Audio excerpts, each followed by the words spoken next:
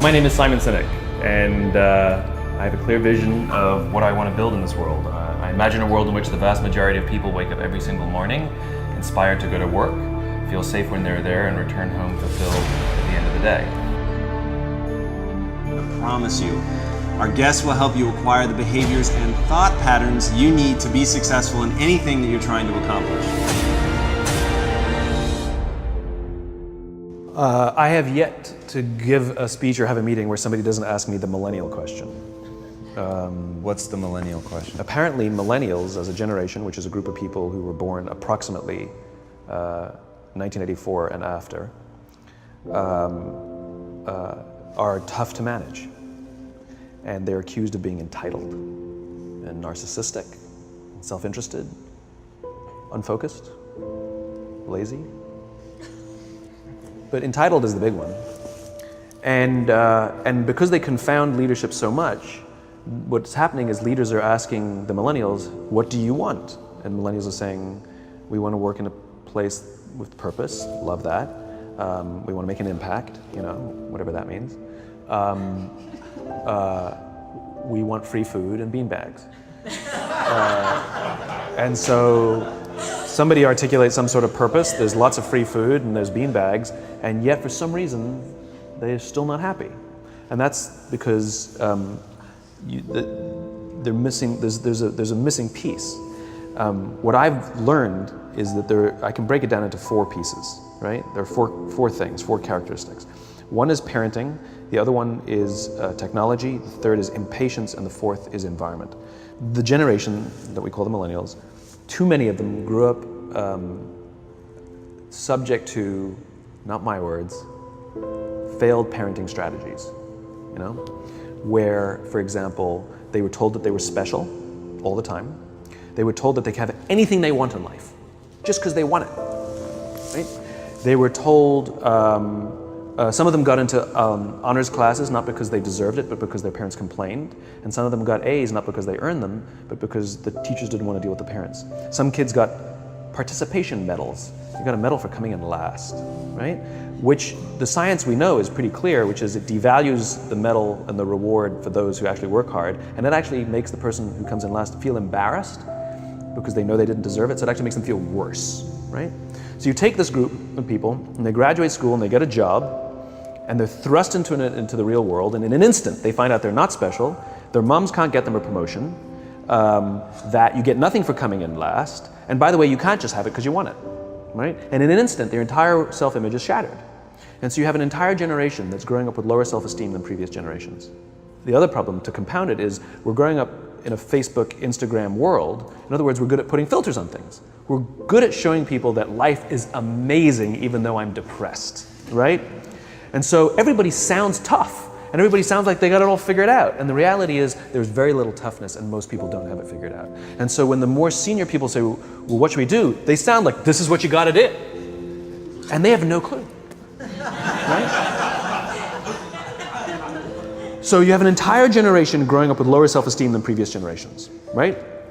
Through no fault of their own, right? They were dealt a bad hand, right? Now let's add in technology. We know that engagement with social media and our cell phones releases a chemical called dopamine. That's why when you get a text, it feels good, right? So we've all had it where you're feeling a little bit down or feeling a bit lonely, and so you send out 10 texts to 10 friends, hi, hi, hi, hi, hi, because it feels good when you get a response, right? Right? It's why we count the likes, it's why we go back 10 times to see if my Instagram is growing slower, did I do something wrong? Do they not like me anymore, right? The trauma for young kids to be unfriended, right? Because we know when you get a hit of dopamine, which feels good. It's why we like it, it's why we keep going back to it. Dopamine is the exact same chemical that makes us feel good when we smoke, when we drink, and when we gamble. In other words, it's highly, highly addictive, right? We have age restrictions on smoking, gambling, and alcohol, and we have no age restrictions on social media and cell phones, which is the equivalent of opening up the liquor cabinet and saying to our teenagers, hey, by the way, this adolescence thing, if it gets you down,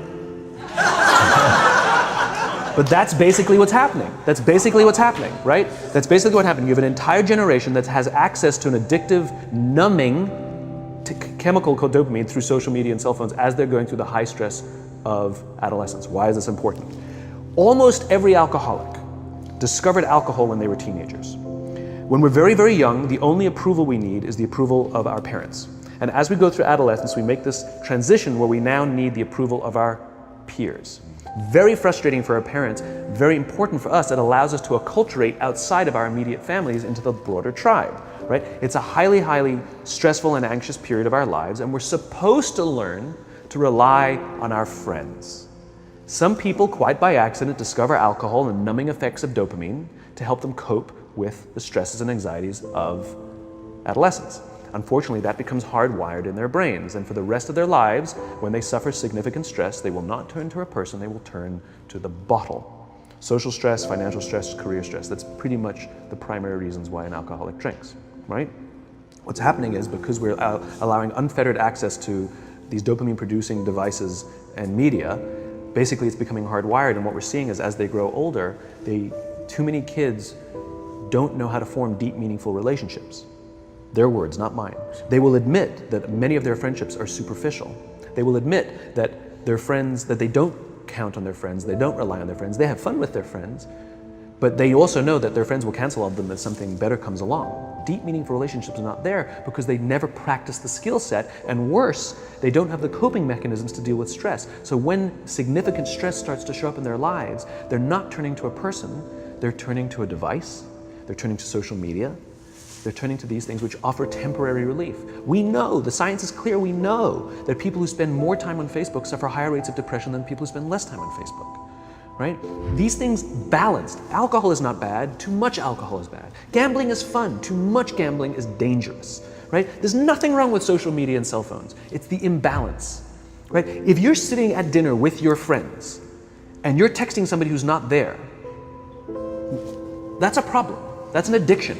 If you're sitting in a meeting with people you're supposed to be listening to and speaking, and you put your phone on the table, face up or face down, I don't care, that sends a subconscious message to the room that you're just not that important to me right now, right? That's what happens. And the fact that you cannot put it away is because you are addicted, right? If you wake up and you check your phone before you say good morning to your girlfriend, boyfriend, or spouse, you have an addiction.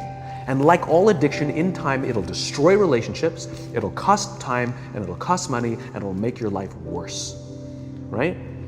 So you have a generation growing up with lower self-esteem that doesn't have the coping mechanisms to deal with stress, right? Now you add in the sense of impatience, right? They've grown up in a world of instant gratification. You want to buy something, you go on Amazon, it arrives the next day. You want to watch a movie? Log on and watch a movie. You don't check movie times. You want to watch a TV show? Binge. You don't even have to wait week to week to week, right?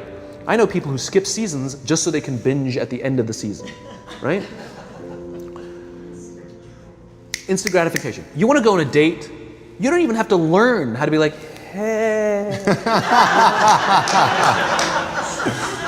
You don't even have to learn and practice that skill. You don't have to be the uncomfortable one who says yes when you mean no and says no when you mean no, but yes when you don't have to swipe right. Bang, I'm a stud. Right? You don't have to learn the social coping mechanisms, right? Everything you want, you can have instantaneously. Everything you want, instant gratification, except job satisfaction and strength of relationships. There ain't no app for that. They are slow, meandering, uncomfortable, messy processes. And so I keep meeting these wonderful, fantastic, idealistic, hardworking, smart kids. They've just graduated school. They're in their entry-level job. And I sit down with them and I go, how's it going? They go, I think I'm gonna quit. I'm like, why? They're like, I'm not making an impact. I'm like, you've been here 8 months. You know? It's as if they're standing at the foot of a mountain and they have this abstract concept called impact that they want to have in the world, which is the summit. What they don't see is the mountain. I don't care if you go up the mountain quickly or slowly, but there's still a mountain. And so what this young generation needs to learn is patience. That some things that really, really matter, like love, or job fulfillment, joy, love of life, self-confidence, a skill set, any of these things, all of these things take time. Sometimes you can expedite pieces of it, but the overall journey is arduous and long and difficult. And if you don't ask for help and learn that skill set, you will fall off the mountain, or you will, the worst case scenario, and we're already seeing it. The worst case scenario is we're seeing an increase in suicide rates. We're seeing an increase in this generation. We're seeing an increase in accidental deaths due to drug overdoses.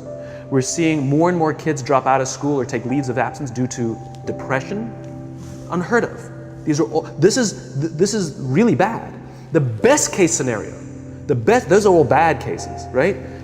The best case scenario is you'll have an entire population growing up and going through life and just never really finding joy.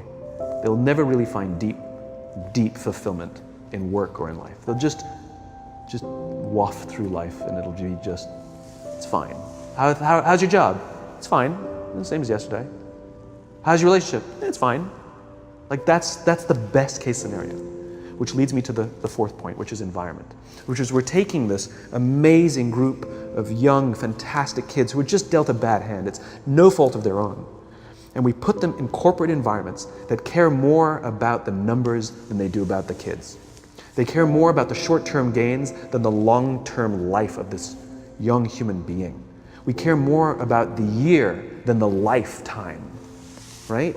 And so we are putting them in corporate environments that aren't helping them build their confidence, that aren't helping them learn the skills of cooperation, that aren't helping them overcome the challenges of a digital world and finding more balance, that isn't helping them overcome the need to have instant gratification and teach them the joys and impact and the fulfillment you get from working hard on something for a long time that cannot be done in a month or even in a year. And so we're thrusting to them in corporate environments, and the worst part about it is they think it's them. They blame themselves. They think it's them who can't deal. And so it makes it all worse. It's not. I'm here to tell them it's not them.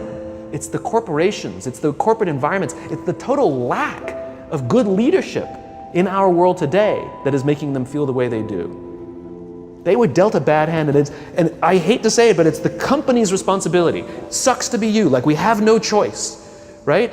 This is what we got, and I wish that society and their parents did a better job. They didn't. So we're getting them in our companies, and we now have to pick up the slack. We have to work extra hard to figure out the ways that we build their confidence. We have to work extra hard to find ways to teach them the social skills that they're missing out on. There should be no cell phones in conference rooms. None. Zero. And I don't mean the kind of like sitting outside waiting to text. I mean like when you're sitting and waiting for a meeting to start, this is what we all do. We all sit here and wait for the meeting to start. Meeting starting? Okay. And we start the meeting. No, that's not how relationships are formed. Remember we talked about it's the little things? Relationships are formed this way. We're waiting for a meeting to start and we go, how's your dad? I heard he was in the hospital. Oh, he's really good. Thanks for asking. He's actually at home now. Oh, I'm really glad. It was really amazing. I know, it was really scary for a while. That's how you form relationships. Hey, did you ever get that report done? Oh my God, no, I didn't. I'll help you out. Can I help you out with that? Really? That's how trust forms. Trust doesn't form at an event in a day. Even bad times don't form trust immediately. It's the slow, steady consistency. And we have to create mechanisms where we allow for those little innocuous interactions to happen. But when we allow cell phones in conference rooms, we just, okay, have the meeting. And then my favorite is like when there's a cell phone there and you go like this, you go. It rings and you go. I'm not gonna answer that. Mr. Magnanimous, you know? When you're out for dinner with your friends, like I do this with my friends. When we're going out for dinner and we're leaving together, we'll leave our cell phones at home. Who are we calling? Maybe one of us will bring the phone in case we need to call an Uber or take a picture of our meal. That's what I was saying, come on. I'm an idealist, but I'm not insane. You know? At a heathen. I mean, it looked really good. We'll take one phone. And so it's like an alcoholic. The reason you take the alcohol out of the house is because we cannot trust our willpower. We're just not strong enough. But when you remove the temptation, it actually makes it a lot easier. And so when you just say, don't check your phone, people literally will go like this. And somebody will go to the bathroom, and what's the first thing we do? Because I wouldn't want to look around the restaurant for a minute and a half, you know? But if you don't have the phone, you just kind of enjoy the world. And that's where ideas happen. The constant engagement is not where you have innovation and ideas. Ideas happen when our minds wander and we go, and you see something, I bet they could do that. That's called innovation, right? But we're taking away all those little moments, right? You should not, and none of us should charge our phones by our beds. We should be charging our phones in the living rooms, right? Remove the temptation. You wake up in the middle of the night because you can't sleep, you won't check your phone, which makes it worse. But if it's in the living room, it's relaxed, it's fine. But it's my alarm clock. Buy an alarm clock. They cost $8, right? I'll buy you an alarm, right? But the point is we now in industry, whether we like it or not, we don't get a choice. We now have a responsibility to make up the shortfall and to help this amazing, idealistic, fantastic generation build their confidence, learn patience, learn the social skills, find a better balance between life and technology, because quite frankly, it's the right thing to do.